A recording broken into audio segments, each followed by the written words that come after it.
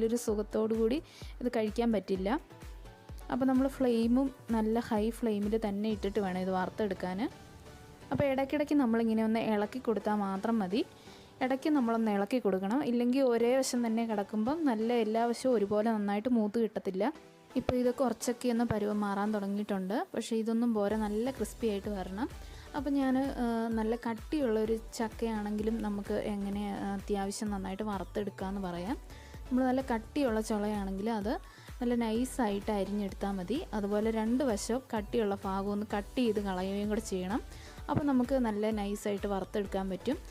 അത് വറുത്ത് കഴിയുമ്പോൾ നമുക്ക് കുറേ ദിവസമൊക്കെ ഇരിക്കും. ഒരുപാട് ദിവസം വെച്ച് കഴിഞ്ഞാൽ അതിന് കട്ടി കൂടുതലുള്ളതായതുകൊണ്ട് അത്ര ഒരു ഇതുണ്ടാവില്ല. നല്ല ക്രിസ്പി ആയിട്ട് ഒരുപാട് ദിവസം ഇരിക്കില്ല, എങ്കിലും കുറേ ദിവസം വരെ ഇരിക്കും. ഇപ്പോൾ ഇത് നന്നായിട്ട് മൂത്ത് വന്നിട്ടുണ്ട്. ഇനി നമുക്കിത് എണ്ണയിൽ നിന്ന് കോരിയെടുക്കാം. അപ്പോൾ നിങ്ങൾക്ക് ഉപ്പ് നിങ്ങൾ ആദ്യം ചേർത്ത്